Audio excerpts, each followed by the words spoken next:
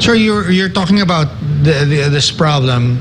Does that relate in any way to the outcome that we saw, or what other issues are you concerned about it? Well, we have access to what is called the transparency server. So we get the election results via the transparency server. And in that operations, we did not see any questionable. Okay. So that's clear. The results are okay. Yeah. However, because of these issues being raised with regards to the speed and the accuracy or integrity of the count, we have always asked the Commission for access to the logs. Okay. So what are the logs? Okay. In the voting machine, for example, there is a record there of every event that happens. So if a member of the electoral board, it's called now the electoral board, intervenes in the process, at specific points, for example, closing down the polls or starting the count and printing of the ballots. Each of those events are recorded. Okay. As a machine reads a ballot, it accepts a ballot, that event is also recorded. Okay. Those records are kept in what we call a log. Okay. It's like a logbook. Right. So what are you looking for? I mean... and then, of course, when it goes to the canvassing system has the log. Transmissions, the telcos have also logs. Okay. So we said, if this is being questioned, this is being doubted, we would like to have access to those logs. So just transparency. Yes, so that we can tie them together. The transmission from what happened in the machine, did these events occur in the machine, and then, of course, what happens during the transmission with where it went through, and then, of course, the target destinations like the canvassing servers at the city or municipal level, as well as the central server of the Commission and the transparency server. So we should be able to put together that whole string of events between the precinct all the way down to the transparency server or central server, and when the results are published by the Commission in the website. What's the issue? I mean, is there something needed in the law to give you that access, or is it just a matter of implementing the law? What's the problem? It's in the interpretation of what transparency means. I see. Right. It's in the law. It's the law did not say how to execute. Yeah, but you've been working closely with COMELEC over the past few months, and as I mentioned in my introduction, they are organizing Chairman Garcia organizing a summit on elections. I know there have been some activities, discussions, right, on the topic. What are your expectations? What will be the outcome? What do you hope will be discussed? Well, since October, there have been a series of focus group discussions. So focus group discussions at the day and up to close to the election summit in March will be held, right? Focus group discussions on various topics like security of the election system, what kind of election system we'll have.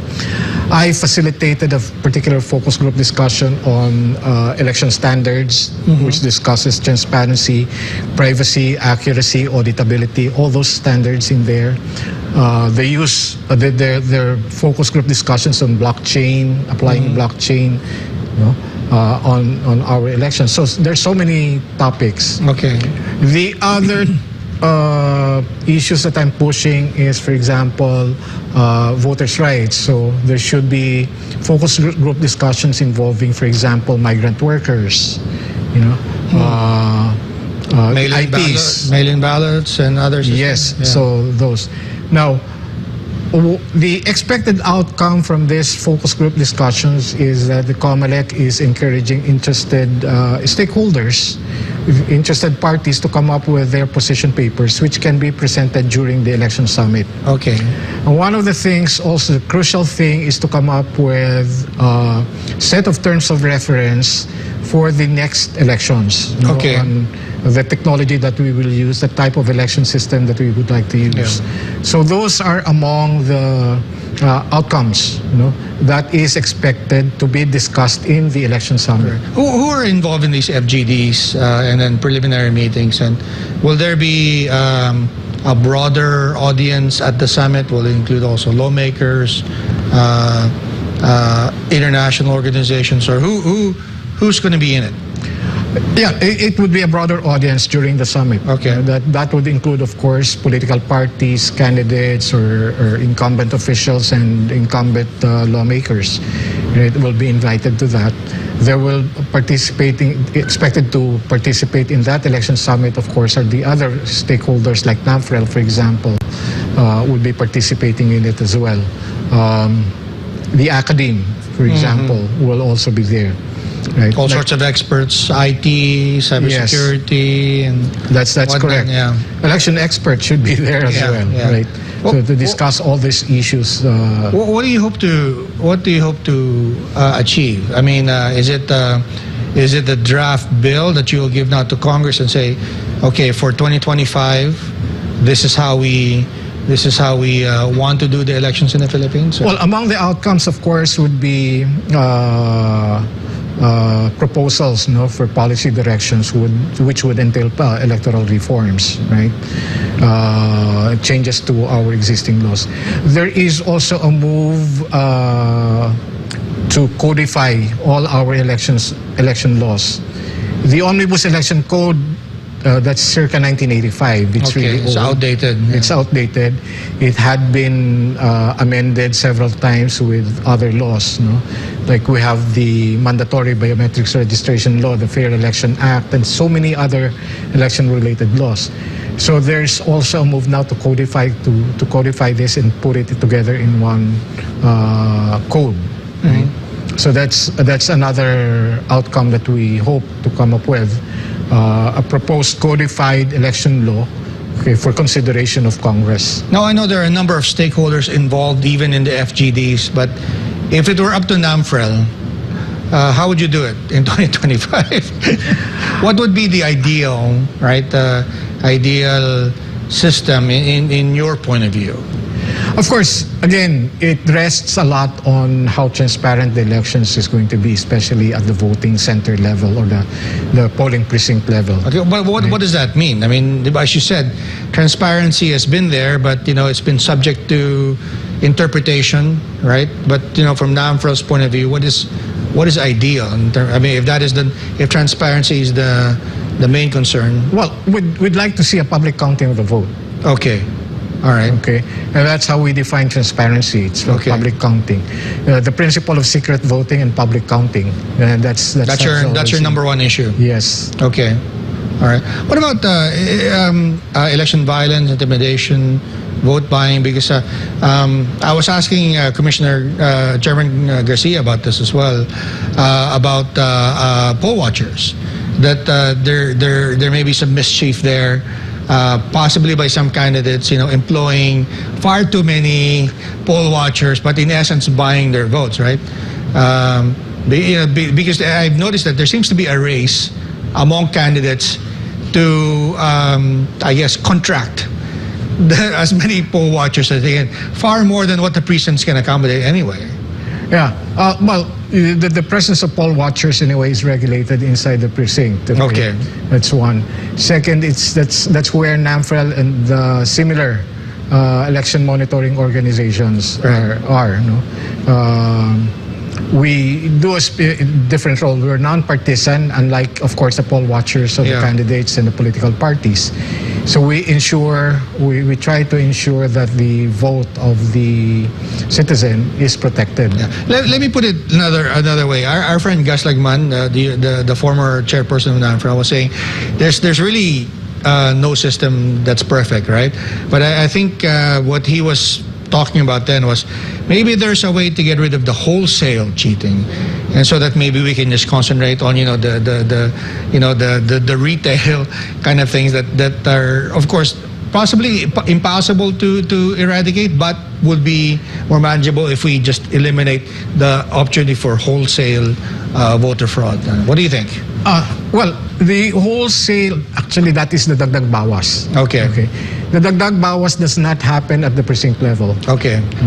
It happens in the canvassing level, the ladderized system. Okay. So if this is fully automated, And that's it. That's the solution. that's it, yes. And we'd like to see that the law actually just automated, computerized our ladderized system of canvassing.